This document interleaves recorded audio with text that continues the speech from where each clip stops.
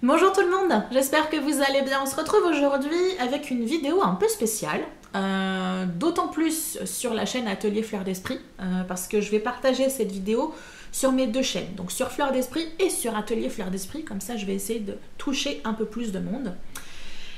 Aujourd'hui on se retrouve pour une vidéo Tea Time, et je vais aborder avec vous un sujet qui n'est vraiment pas un sujet de prédilection en ce qui me concerne. On va essayer de parler des lois qui sont en cours d'élaboration au niveau du Parlement européen, des lois qui sont mises en place par rapport aux droits d'auteur, et notamment aux droits d'auteur sur du contenu diffusé sur Internet, et d'un article 13 qui fait trembler tout l'Internet européen. Donc si c'est un sujet qui vous intéresse, je vous invite à rester avec moi tout de suite.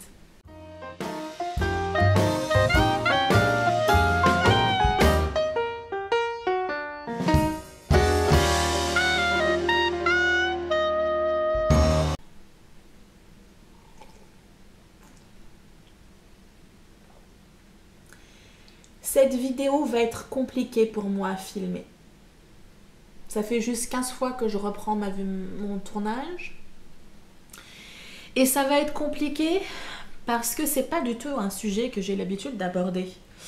En général, tout simplement parce que le droit, les lois, c'est pas mon sujet de prédilection. En général, j'y comprends pas grand chose, et quand je pense avoir compris quelque chose, mais au final, je me rends compte que j'ai rien compris. Mais là, pour compliquer les choses, on ne va pas parler simplement de loi lambda, on va parler de loi européenne. Donc ça met le cran déjà en haut. Mais encore pire, c'est qu'aujourd'hui, je vais vous parler d'un projet de loi qui n'est pas encore dans sa phase finale, finalisée. Le texte n'est pas encore finalisé. En gros, ce que ça veut dire par là, c'est que les informations que je vais vous donner aujourd'hui ne sont déjà que mon avis personnel sur une loi, et donc de la compréhension que j'ai de cette loi. Et surtout, ce n'est qu'un avis construit en fonction d'un texte à un moment T. Aujourd'hui, on est quoi? On est le 21, 22? On est le 21 novembre. Le Parlement européen a approuvé la validation du texte le 12 septembre, je vais y revenir, mais le texte peut encore évoluer, et donc l'orientation que peut prendre la loi peut également évoluer.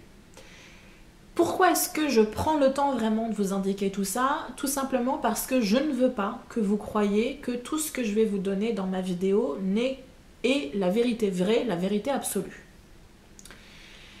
J'ai vu beaucoup trop d'articles ou de vidéos de personnes qui, bien intentionnées, ne prenaient que la parole de quelqu'un sans forcément avoir fait de recherche, et ne prenaient qu'une infime portion de l'information pour en valider l'ensemble de leurs arguments, et pour faire trembler tout l'Internet en indiquant que l'Internet européen est bientôt mort. Donc, lorsque vous aurez fini ma vidéo, je ne peux que vous inviter à faire vos propres recherches et à vous faire votre propre avis. Parce que même si vous risquez de tomber sur les mêmes sources que moi, vous pouvez très bien avoir un avis qui sera différent du mien, et c'est très bien. Mais du coup, au moins, ma vidéo vous aura servi à vous faire connaître un sujet qui peut être très important pour nous, parce qu'il risque, en l'état actuel des choses, il risque d'impacter fortement notre vie en tant qu'utilisateur d'Internet, notre vie en tant qu'utilisateur des réseaux sociaux, et surtout notre vie en tant qu'utilisateur de YouTube, soit en tant que youtubeur concrètement, ou en tant que viewer de vidéos sur YouTube. Alors, en quoi consiste cette fameuse loi qui fait trembler tout l'Internet? Cette loi, c'est un projet de nouvelles directives qui sont à l'étude depuis à peu près 2 ans, pour essayer de dépoussiérer l'ensemble des droits européens sur les détenteurs de droits d'auteur, et notamment lorsque ces détenteurs de droits d'auteur diffusent ou ont leur contenu qui est diffusé sur Internet. Il faut savoir que le droit européen date un petit peu et que forcément les lois qui sont en vigueur par rapport à ces droits d'auteur ne sont pas forcément adaptées à la situation du monde actuel et à la situation où l'Internet prend la place qu'il a dans nos vies actuellement. Donc la démarche de travailler sur de nouvelles directives est une démarche qui était bienvenue et réclamée à corps et à cri par certains intervenants depuis des années.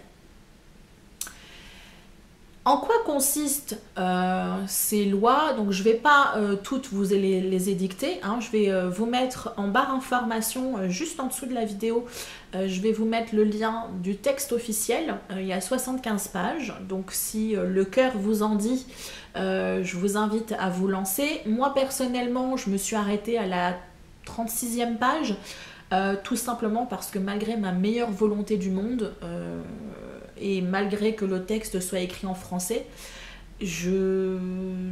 ça reste très abstrait pour moi et du coup je n'arrive pas forcément à comprendre toute la subtilité qui est intégrée dans un texte de loi. Mais libre à vous, si vous avez des apprentis avocats ou des apprentis juristes ou si c'est quelque chose qui vous passionne, au moins vous aurez le texte officiel. Donc, ces nouvelles directives ont pour objectif, de manière générale et sur le papier, des objectifs fort louables, de renforcer la protection des détenteurs de droits d'auteur ayant du contenu diffusé sur Internet et renforcer l'équité entre les créateurs de contenu. Donc quand je parle de créateur de contenu, c'est pas forcément Monsieur Robert qui fait des vidéos dans sa chambre et qui parle de maquettes qu'il a fabriquées sur YouTube. Hein. Comprenez bien que là on est sur un autre level. On parle de maisons de disques, on parle de grandes maisons d'édition, ceux qui fabriquent les films et qui diffusent les films, en tout cas ceux qui en ont les droits. On parle de grands médias d'information, on est sur des créateurs de contenu, sur un level un peu au-dessus. Même si la loi, à notre niveau, en tant que créateur de contenu qui partageons sur nos blogs, sur nos sites ou sur nos chaînes YouTube, nous impactera aussi positivement par rapport à ça. Hein. Ça fonctionne pour les deux. Mais concrètement, on n'est pas le public visé. Voilà. Donc, équité, je reviens à ce que je disais, équité entre les créateurs de contenu et les grandes plateformes sur lesquelles ce contenu est diffusé. Donc, là vous vous dites, oui Céline, je ne vois pas en quoi cette loi pose problème. Eh bien si, je vais vous expliquer pourquoi cette loi peut éventuellement poser problème, encore une fois, en l'état actuel où est le texte. Ça peut poser problème déjà parce que sous cette volonté affirmée de protection et de renforcer l'équité, et à mon avis, à mon humble avis, il y a quand même une volonté qui est tout autre. Si on regarde un petit peu les batailles qui se passent dans le monde d'aujourd'hui, notamment sur l'internet, on peut facilement comprendre que derrière cette volonté de dépoussiérer une loi sur les droits d'auteur, il y a également, et surtout, on va dire également, une volonté de faire blocage, ou en tout cas de limiter l'influence que peuvent avoir les GAFA sur le monde de l'internet d'aujourd'hui. Quand on parle de GAFA, en fait on va parler des 4 sociétés les plus influentes de l'internet. On pourrait même dire les 4 sociétés qui façonnent l'internet tel qu'ils en ont envie, à savoir Google, Apple, Facebook et Amazon. Ce sont les 4, on va appeler ça des plateformes, qui façonnent, construisent, créent l'internet d'aujourd'hui.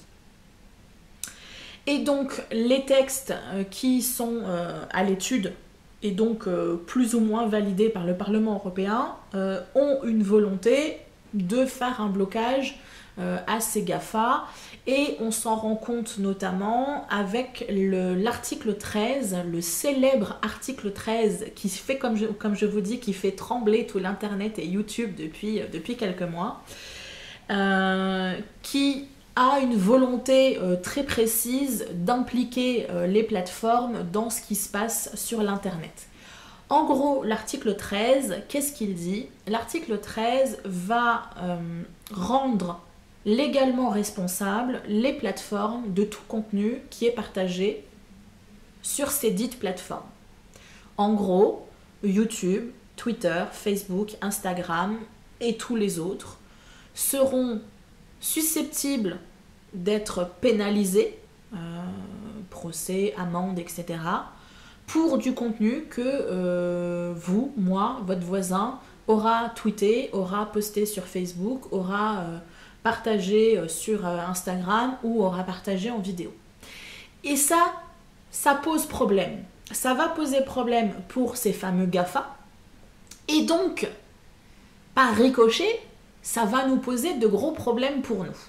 Alors, maintenant, pour poursuivre un petit peu mon explication, qui, je l'espère, est assez claire, parce que dans ma tête, c'est un peu le bazar, je vais zoomer et me focaliser plus sur YouTube. Même si la loi, les nouvelles directives vont impacter l'ensemble de l'Internet sur l'Union européenne, et donc impacter l'ensemble des réseaux sociaux, et que si la loi passe telle qu'elle est là, ça risque de modifier l'ensemble de l'écosystème de nos réseaux sociaux. Je vais me focaliser sur une plateforme en particulier pour essayer vraiment d'illustrer et de détailler la problématique et le deuxième effet qui se coule de la loi qui ne sera pas forcément super cool pour nous. Mais avant de commencer, j'aimerais juste préciser quelque chose qui, à mon sens, est aussi super important. Vous vous rappelez en début de vidéo, je vous ai dit il faut marcher sur des œufs, on va parler d'un sujet compliqué, etc. Il faut d'autant plus marcher sur des œufs que le monde n'est pas tout blanc ou tout noir. Il n'y a pas un gentil et un méchant. Il n'y a pas le méchant Parlement européen qui s'attaque au YouTube, Instagram, Twitter, etc. et donc par ricochet à nous. Et il n'y a pas les gentils YouTube, Facebook, Instagram qui se battent pour nos droits et qui veulent défendre notre liberté d'expression. Hein. C'est beaucoup plus nuancé que ça. Chacun, comme je vous l'ai dit, a leur propre moteur, leur propre motivation qui fait que les décisions qu'ils prennent ne sont pas forcément blanches ou noires. Il y a beaucoup de nuances de gris, voilà, et pas juste 50. Ceci étant dit, comme je vous l'ai dit, je vais donc parler plus précisément de YouTube. Alors, YouTube nous indique sur sa plateforme, alors nous en tant que youtubeurs, on a une notification qui nous indique s'il vous plaît, venez voir, on a besoin de vous, faites parler et faites partager l'information, etc. concernant cette loi et l'article 13. Je ne sais pas si vous, en tant que viewer, vous avez également ces informations. Mais YouTube nous indique qu'à la base, ils étaient pour la loi. Effectivement, à la base, dans les grandes lignes, c'était nécessaire de faire cette révision. Je ne vais pas revenir dessus, sinon je vais radoter. Mais qu'au vu de comment les choses se finalisent, et notamment au vu de l'article 13, moi je vous l'ai réduit en une phrase, hein, l'article 13, mais l'implication qu'il y a derrière est beaucoup plus complexe. L'article 13, notamment, rend responsable YouTube de tout contenu que vous, moi, votre voisin, Cyprien et tous les autres partagent sur Internet. Donc, ils ont tout intérêt à contrôler ce qui est partagé sur Internet. Si j'ai des youtubeurs qui me regardent, ils vont me dire « Oui, mais ça, c'est déjà fait. Hein. On est déjà fliqué sur Internet, sur YouTube, avec le Content ID. Hein. » Donc, pour ceux qui ne connaîtraient pas du tout, le Content ID, c'est le meilleur ami des youtubeurs depuis quelques mois, et comprenez par là sarcasme. C'est un outil numérique, une sorte de flic numérique, qui a été mis en place sur la plateforme YouTube pour contrôler justement tous les contenus qui sont mis en publication et vérifier que il n'y a pas quelque chose qui ne vous appartient pas, qui est partagé sur Internet. Donc il y a déjà un contrôle qui est plus ou moins mis en place par YouTube. Je pense qu'a priori, ils avaient déjà un petit peu tâté le terrain avec les nouvelles directives et qui se sont dit on va commencer à mettre en place certaines mesures, comme ça on va être cool au moment où ça va arriver. Le problème, c'est que le texte est soit beaucoup trop complexe, soit pas assez clair, ou les deux, sur la définition de droit d'auteur. Et c'est là que ça va poser problème au niveau de YouTube et au niveau de l'ensemble des réseaux sociaux.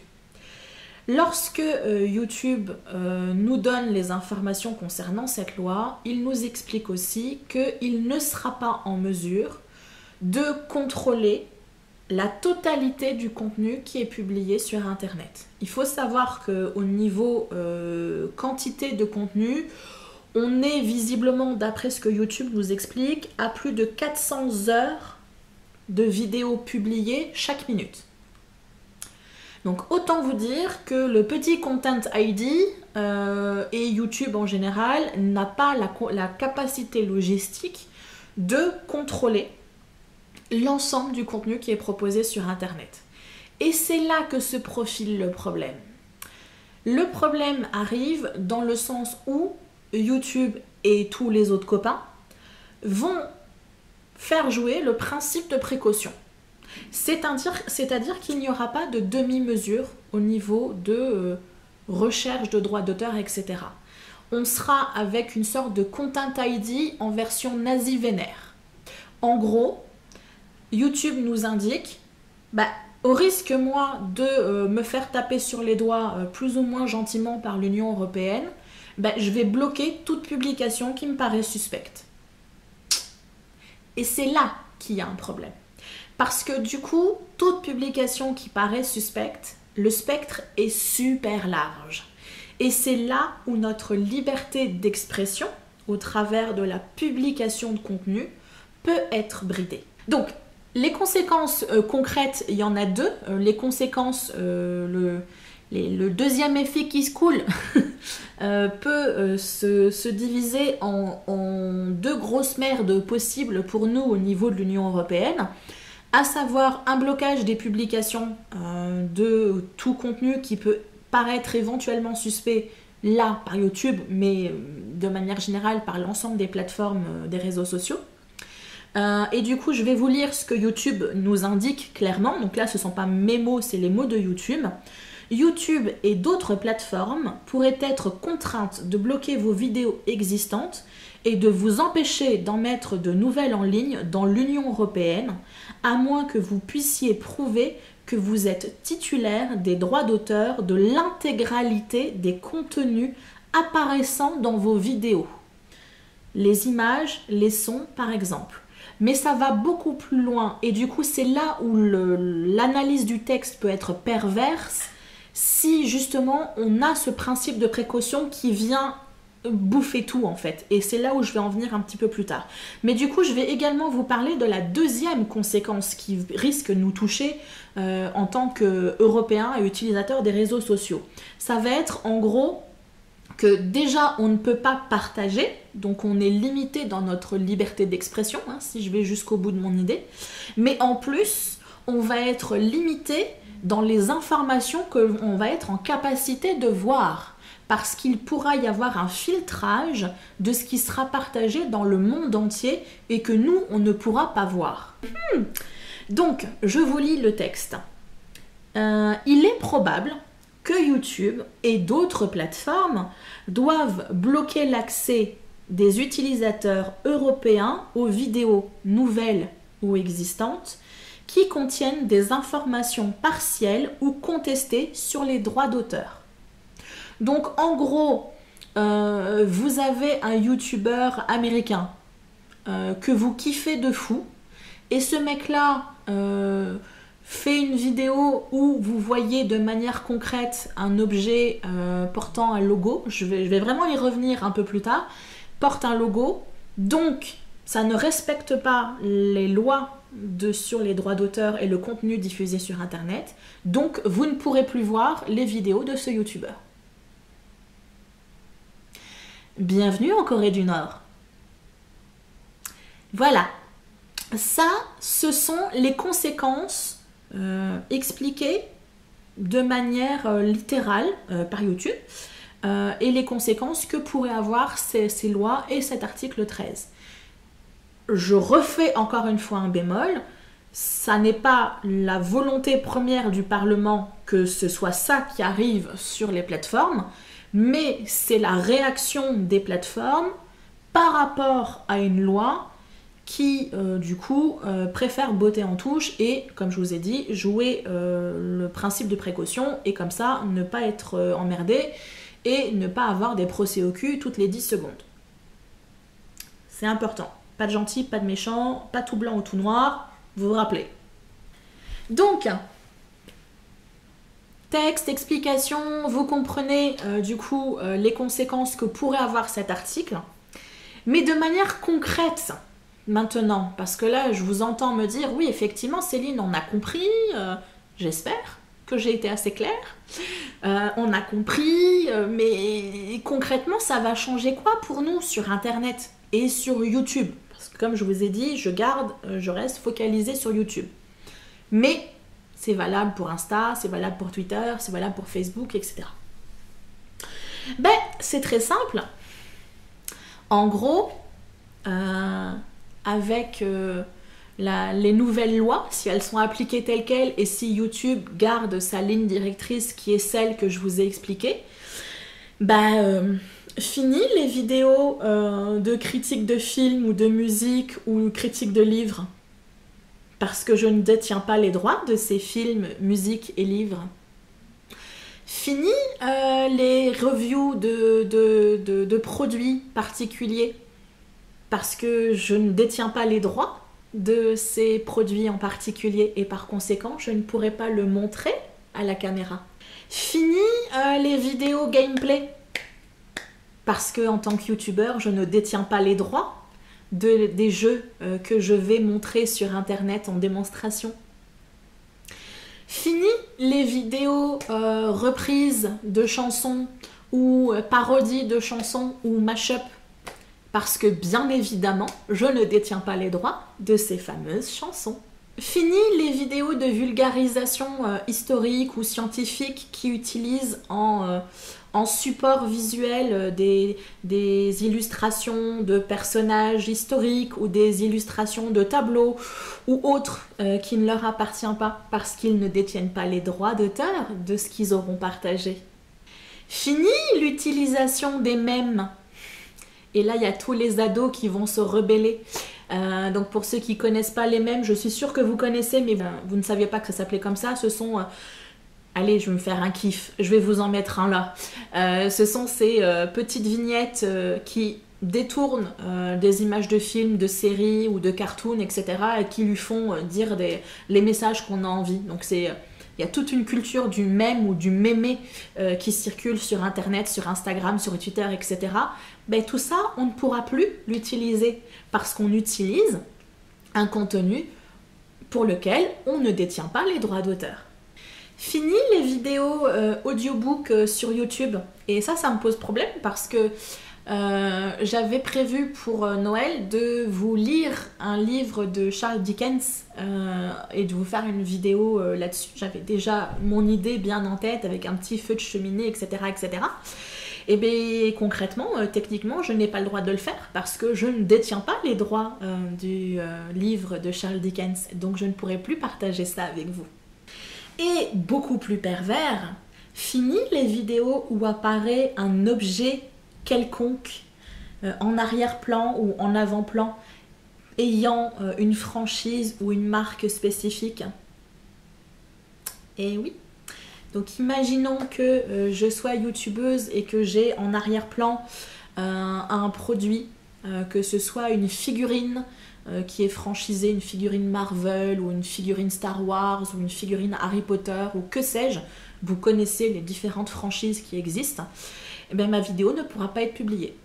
Même si dans ma vidéo je ne parle pas de ça, ma vidéo, du fait qu'un objet pour lequel je ne détiens pas les droits d'auteur apparaît en image, je n'aurai pas le droit de publier ma vidéo.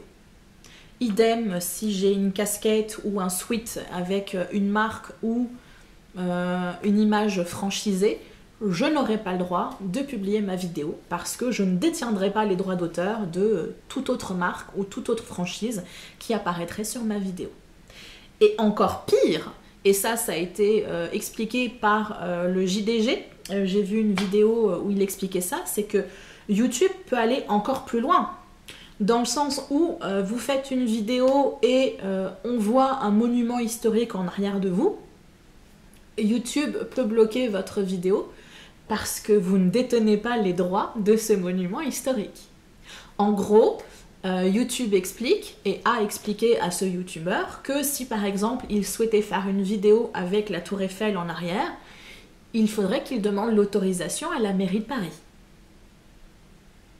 Donc en gros, on va se retrouver avec une liberté d'expression qui sera franchement limitée, une liberté de construction d'identité visuelle également limitée, parce qu'effectivement on sera dans l'obligation d'avoir un fond neutre et n'avoir aucun élément qui pourra être identifié comme étant une marque. Donc ça va élaguer beaucoup de vidéos, hein. Là, si vous vous rappelez là, tout ce que je vous ai dit, fini les vidéos gameplay, fini les vidéos review, fini les vidéos critiques, ça va faire du ménage dans l'écosystème youtubesque. C'est quelque chose qui m'inquiète un peu, parce que même si je ne fais pas partie de ces youtubeurs qui bafouent les droits d'auteur volontairement, en utilisant, même si ça m'est arrivé une ou deux fois, en utilisant une musique que je n'ai pas pour laquelle je n'ai pas le droit sur mes vidéos, ou en publiant un film en entier sur ma chaîne, même si je ne fais pas tout ça, je vais être méga impactée en tant que créatrice de contenu, mais en tant que spectatrice également, parce que du coup, le choix que vous allez avoir au niveau de YouTube risque d'être drastiquement diminué, parce que du coup, tout devra être aseptisé à fond, aseptisé dans l'image, aseptisé dans les mots.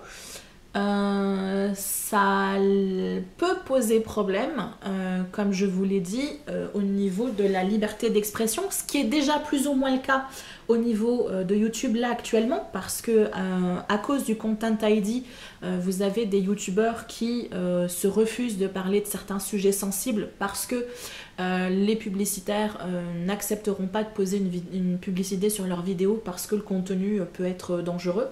Par exemple, un youtubeur qui parle d'histoire et qui va parler de Hitler, pourra, entre guillemets, se faire blacklister sa vidéo parce que les publicitaires ne voudront pas prendre le risque d'être associés à une image, une vidéo parlant de Hitler et des nazis et de la Seconde Guerre mondiale en Allemagne.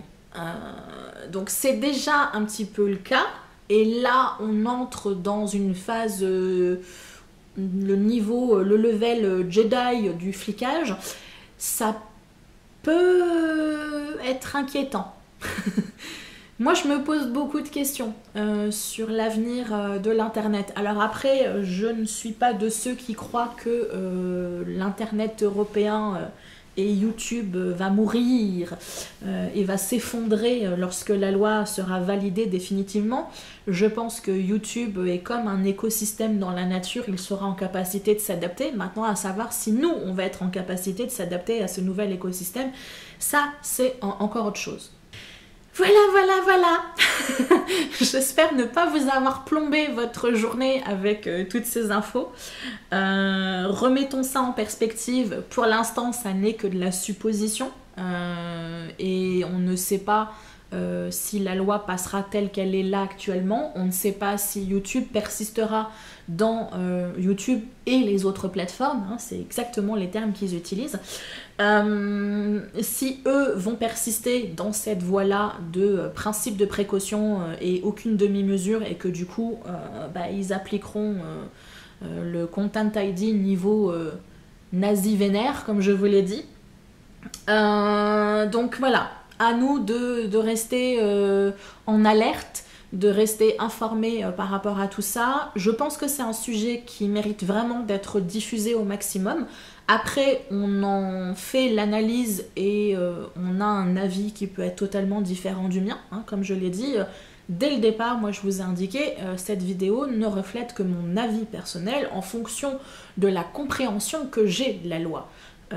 Je ne prétends pas être une spécialiste de droit et je ne prétends pas tout comprendre dans ce qui se passe dans le monde actuel, et par conséquent je peux effectivement faire fausse route sur certaines compréhensions. D'où l'importance pour vous vraiment de faire vos propres recherches, de vous construire votre propre idée et éventuellement de partager l'information autour de vous si vous estimez que ça en vaut la peine, et éventuellement de signer la pétition. Je vous en ai parlé en tout début de vidéo.